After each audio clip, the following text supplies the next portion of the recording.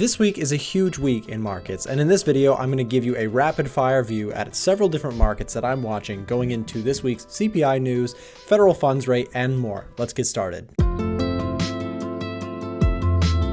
So the first thing you need to know is that each day is pretty action-packed this week. We have CPI numbers coming out tomorrow. We have, of course, CPI for UK. We have the federal funds rate on Wednesday, which is a big one.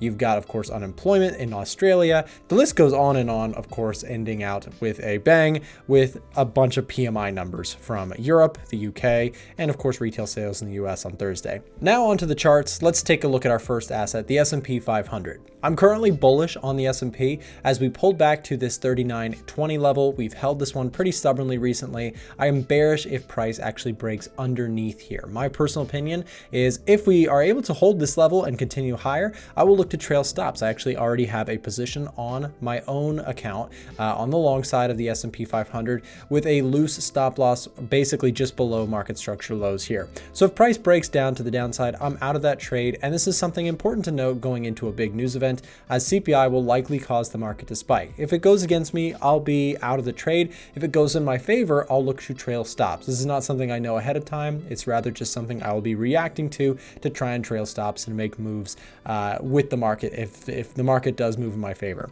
Next one is going to be the EURUSD, and the dollar has a lot of pressure on it when we go into an event like this because CPI numbers are going to be heavily anticipated, heavily watched by market participants. Of course, if we know that the Federal Reserve is looking to raise interest rates at a pace that is advantageous with the rate of inflation.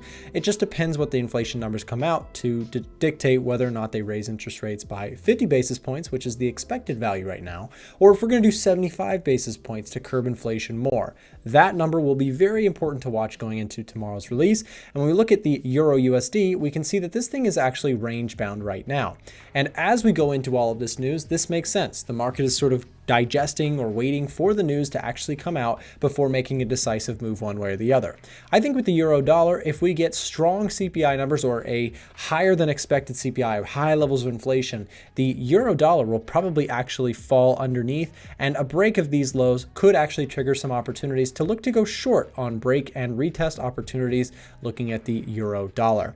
On the flip side, if we take a look at the euro dollar from a potential bullish perspective, we would need to see another beat in the inflation department. The forecast for inflation is to come down to, I believe, 7.2. Let's go double check that before I just quote something. In CPI, we have, yes, year over year is expected to be coming down to 7.3. Sorry about that. 7.3% is the expected. If it comes down at 7.2, 7.1, this could cause the euro dollar to really shoot to the upside, and a break to the upside could actually present some break and retest opportunities similar to the downside, but flipping the script.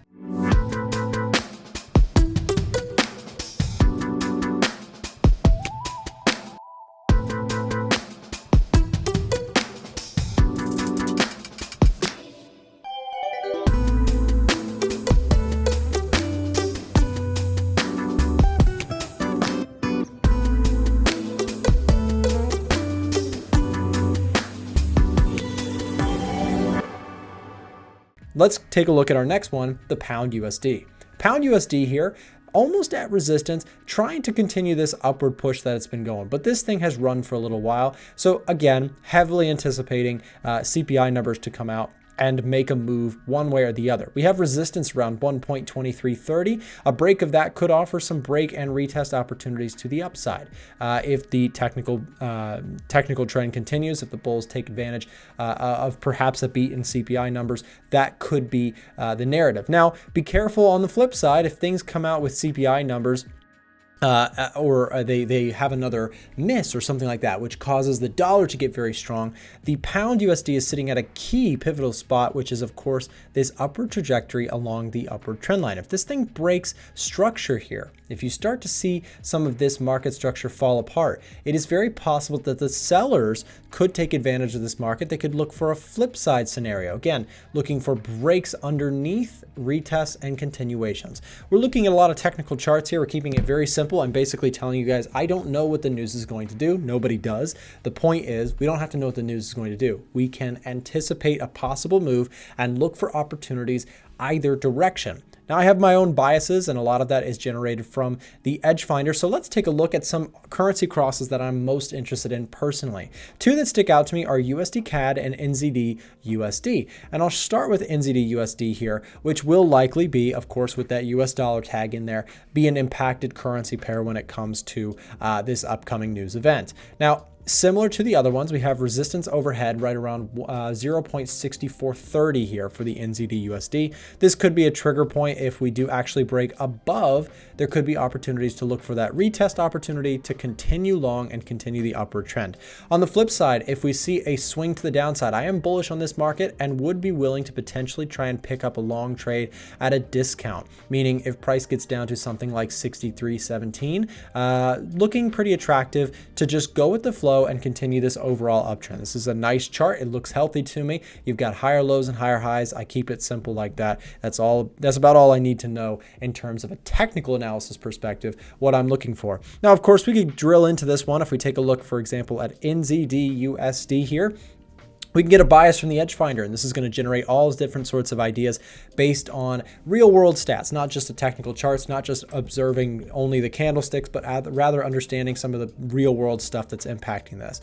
If we take a look at COT data, this goes against us.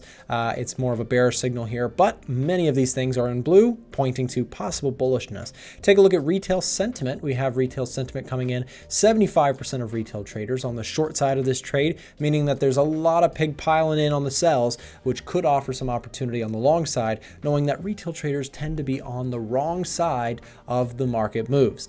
Continuing on, we take a look at seasonality. During the month of December, it tends to be a strong positive month for this currency pair. If that's expected to continue, that would be a bullish signal. Trend reading, also very nice uptrend as we spoke about previously. GDP growth favors the US, but inflation, unemployment, and interest rates favor New Zealand on the economic data side of things. So fundamentally and sentiment analysis wise, I'm going to go ahead and be more bullish on NZDUSD specifically. And this one presents one that I'm actually interested in myself for possible longs, either on a break and retest opportunity or a deeper retracement back down to this previous low that we mentioned before. USDCAD is another one. This one is also a bullish reading actually. So this is a little bit of a flip the script. If the dollar comes out very red hot here, meaning that we probably have a miss in inflation numbers, right? And a miss in inflation numbers could offer some breakout opportunities here as well. And very similar scenarios to NZDUSD, looking for either break and retest or pullbacks into major support. So we're either looking for a new support level to be made, for example, this previous high, right? Keeping it very, very simple. We're saying if this thing retests the highs and is actually able to break through it, perhaps on a CPI news release, retest opportunities could come into play.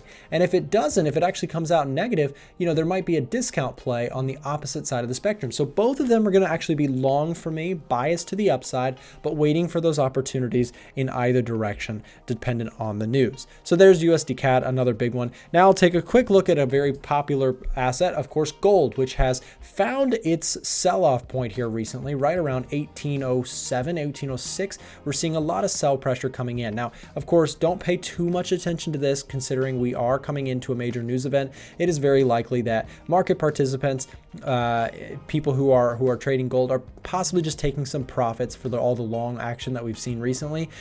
We might be just seeing some people taking some money off the table prior to the news event.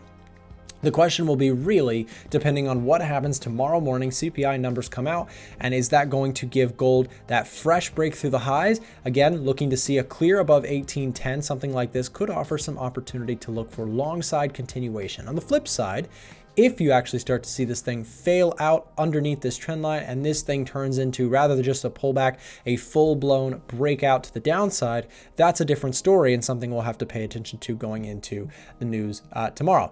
Back to the 4-hour chart, and what we can see here on gold is that we have some levels of support. These levels for the bulls, in my view, need to hold. If we do see a retest of major support, that's fine. That's how normal charts move. The question is, can we actually see the respect from those levels that we are expecting, right? Do we see bulls take advantage of those discounted prices, or do bulls get beat and we actually see a break to the other side? If it breaks the other side, you might get some sell side continuation opportunities, which may be worth noting. There you go, guys. There's your market watch list, some things that I'm looking at myself and some trade scenarios that could play out going going into the major news events that are happening this week, as well as some biases. Remember, you can get access to our trade alerts if you want to see the trades being taken by myself and my team, or if you want access to our market scanning software, the Edge Finder. Both of those things will be linked down below in the description with promo codes for you to check out yourself. Thank you for watching. See you next time. It looks like you made it to the end of one of my videos. Thank you so much for supporting my content. It really means the world to me. And down below in the description, I've put together some of my best resources for aspiring traders who are looking to improve.